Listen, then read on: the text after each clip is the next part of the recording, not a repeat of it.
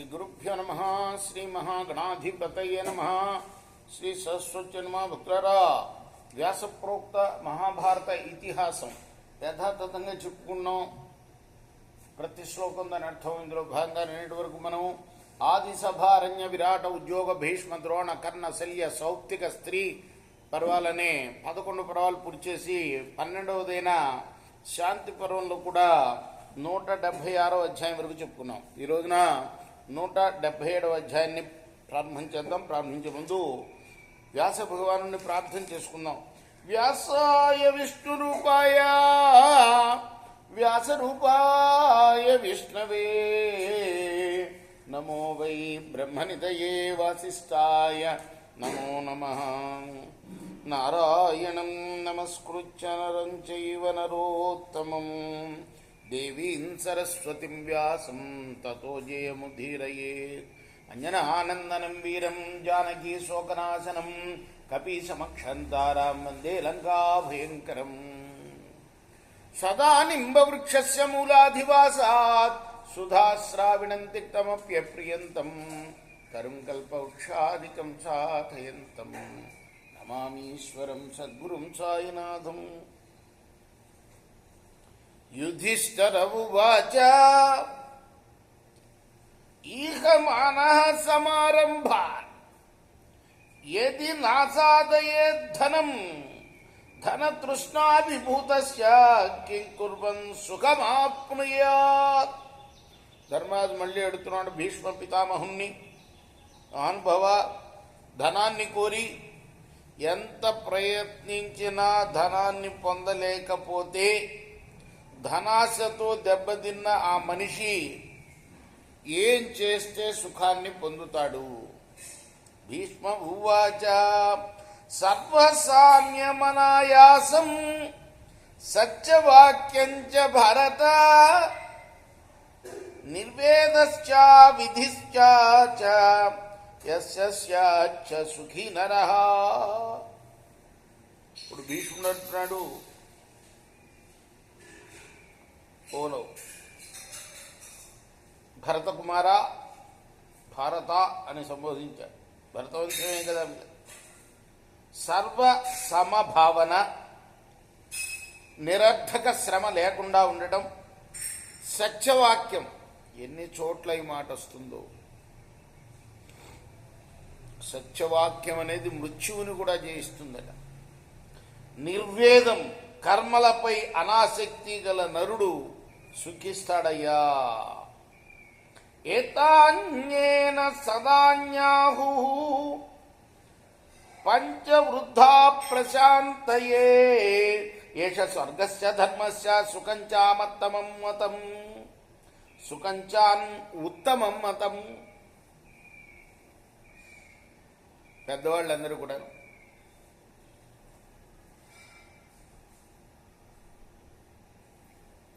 ఈ 5 ఏమేంటవి? సర్వత్ర సమభావన, అందరి పట్ల సమభావన కలిగి ఉండడం, అన్ని ప్రాణుల పట్ల అనవసరమైన శ్రమ లేకుండా ఉండటం, సత్యవాక్యం పలకటం, నిర్వేదంగా ఉండడం, కర్మలపై ఆసక్తి లేకుండా ఉండడం. కర్మల్ని నిర్వహించాలి కానీ దానిపైన కోరిక జోడించకూడదన్నమాట. ఇది నా బాధ్యత, ఈ పని నేను చేస్తున్నాను, ఇగో దేవాలయానికి పూలన్నీ రోజు కోసుకెళ్ళాలి, నేను కోసుకొస్తున్నాను అంత మాత్రమే ఉండాలి. కానీ నేను ఇవి కోసుకొని దేవుడి దగ్గరికి వెళ్తున్నాను కాబట్టి దేవుడు నాకు ఇవ్వాలి అన్న కోరిక ఉండకూడదు. అది కర్మలపై అనాసక్తి అంటారు. అనాసక్తి అంటే దానిపైన కోరిక లేకుండా ఉండటం. ఏ కర్మ అయినా సరే, బ్రాహ్మణుడు ఉన్నాడు, బ్రాహ్మణుడు రోజు సంధ్యావందనం చేయాలి, నిత్యాగ్నిహోత్రం చేయాలి, వైశ్వదేవ హోమం చేయాలి. ఇవన్నీ నిత్యం ఆచరించాల్సిన కర్మలు, అనుష్ఠానం. ఈ అనుష్ఠానం అంతా కూడా నిరాసక్తిగా, అంటే ఏ కోరిక లేకుండా చేయాలి.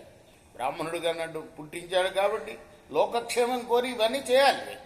కాబట్టి ఆ విధంగా కర్మలపై అనాసక్తి, ఈ 5 ఏవైతే ఉన్నాయో ఈ 5 ప్రశాంతంగా మనిషి ఉండటానికి కారణాలని పెద్దలు చెప్పారు.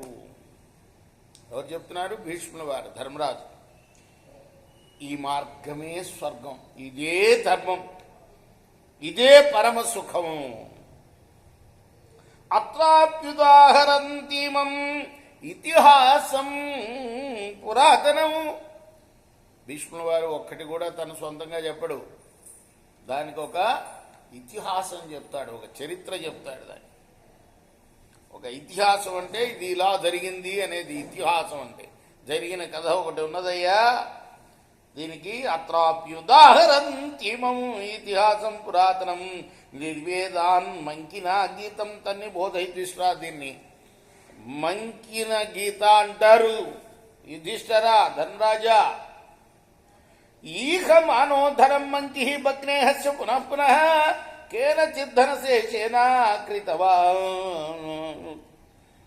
కృతవాన్ దమ్యగో యుగం. మంకి అనేవాడు ఒకడు ఉండేవాడు.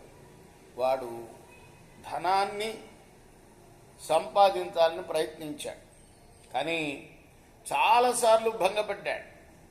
చివరికి మిగిలిన కొద్ది ధనంతో 2 కోడి దూడలను కొన్నాడు. సుసంబద్ధౌ తుతౌ స్తౌమ్యం దమనాయాభినిసృత ఆసీనముష్ట్రం మచ్చేన సహసైవాభ్యదావతం. ఈ కోడి దూడల్ని మెల్లగా దున్నటానికి అలవాటు చేయబోయాడు వాడు. అవి పరిగెత్తినాయి గ్రామం బయటికి. ఒక ఒంటె పడుకుని ఉంటే దాని 2 పక్కల నుంచి అవి పరిగెత్తాయి. తయో సంప్రాప్తయోరుష్ట్ర. రుష్ట్ర అంటే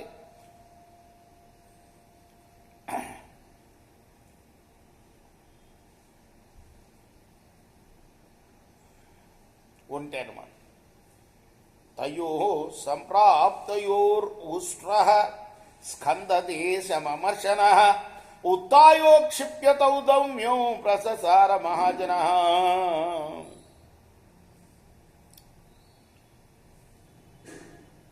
దాని మీదకు వచ్చినవి పక్క నుంచి పోవటమే కాదు, దాని మీద కూడా దూకినవి. అప్పుడు అది కోపంతో లేచింది. కోడెల్ని ఒక్కసారి పైకి లేపి మహావేగంతో పరిగెత్తన మొదలుపెట్టింది. హ్రియమాణౌతు తౌ దమ్యౌ తేనోన్స్ట్రేణ ప్రమాధినా మ్రియమాణౌ చ సంప్రేక్ష మంకిస్తత్ర బ్రవీదిదం.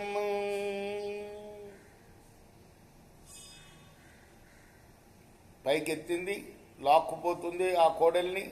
ఉంటే ఇదంతా చూస్తున్నాడు ఆ యజమాని, మంకి వాడి పేరు. అది చంపింది ఆ ఒంటె వాటిని. చనిపోతున్న కోడెలను చూచి మంకి అన్నాడు, నచైవా విహితం శక్యం దక్షేణాపీహితుం ధనం యుక్తేన శ్రద్ధయా సమ్యగీహం సమనుతిష్టత. మనుషుడు ఎంతటి నేర్పరి అయితే ఏం లాభం. ఒక్క క్షణంలోనే జరిగిపోయిందంతా. ఆ కోడలు కొన్నాడు, వ్యవసాయం చేద్దామని వాడికి దున్నట నేర్పబోతుంటే అవి పరిగెత్తినాయి. పరిగెత్తుతో ఒంటె మీద నుంచి దూకాయి.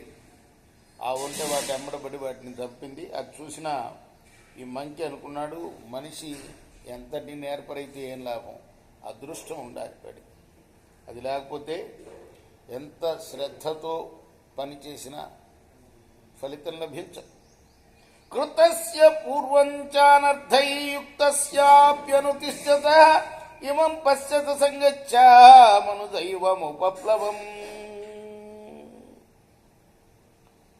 ఇంతకుముందు కూడా ఎన్నో ప్రయత్నాలు చేశాను ధన సంపాదన కోసం, అన్నీ విఫలమయ్యాయి. అయినా మళ్ళీ ధనాన్ని సంపాదించాలని మళ్ళీ కోడి దూడల్ని కొనుక్కున్నాను. ఎంత ఉపద్రవం కలిగిందో చివరికి చూడండి.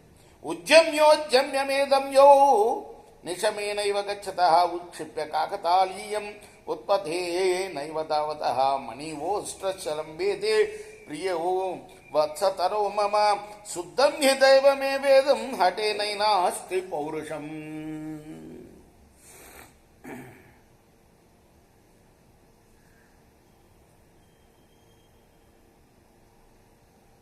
ఎంత మొండిగా మనం ప్రయత్నించినా మన బలం ఎందుకు పనికిరాదు.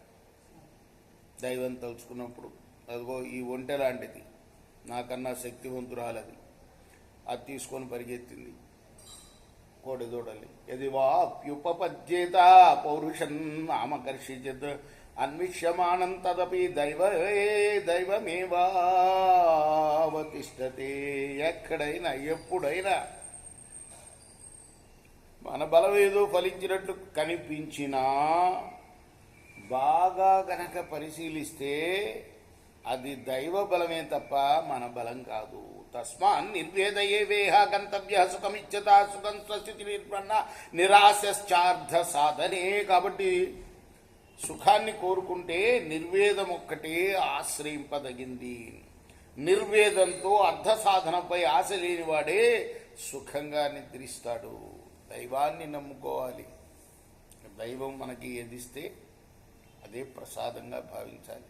అది నిర్వేదం అండి.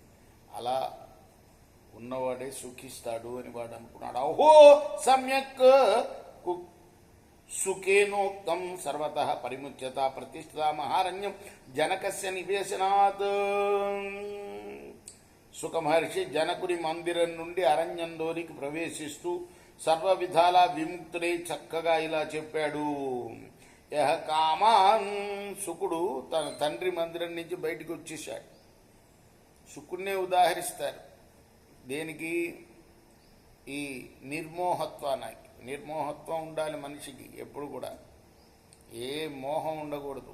నా తండ్రి, నా ఇల్లే, ఈ మోహత్వం ఉండకూడదు మనిషికి. మనిషి పుట్టింది దేనికయ్యా అంటే ముక్తిని పొందడానికి. ఎన్నో జన్మల తర్వాత వస్తుంది మనుష్య జన్మ.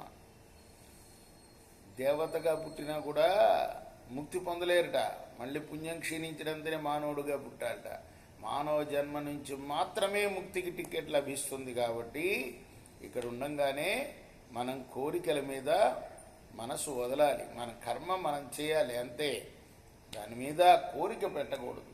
అదంతా దైవానికే వదిలేయాలి. దైవం ఎలా నిర్ణయిస్తే అలా జరుగుతుంది అని అరణ్యంలోకి ప్రవేశిస్తూ సర్వ విధాల ముక్తుడై తన తండ్రి నుండి విడిపోయాడు శుకుడు. యహ కామానా ప్రియాత్ సర్వాన్ యశ్చేతాన్ కేవలాంశ్యతే ప్రాపణాత్ సర్వ కర్మ కామానాం పరీక్షాగో విశిష్యతే.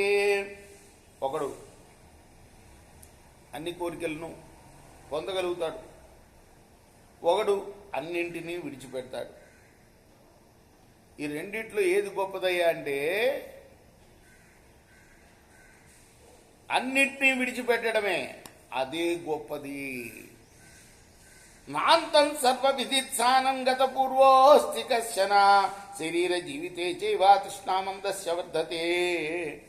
ధనం మొదలైనవి సంపాదించడం కోసం ప్రయత్నించిన వాడెవ్వడు కూడా గతంలో ఎప్పుడూ పూర్తిగా పొందిన స్థితి లేదు.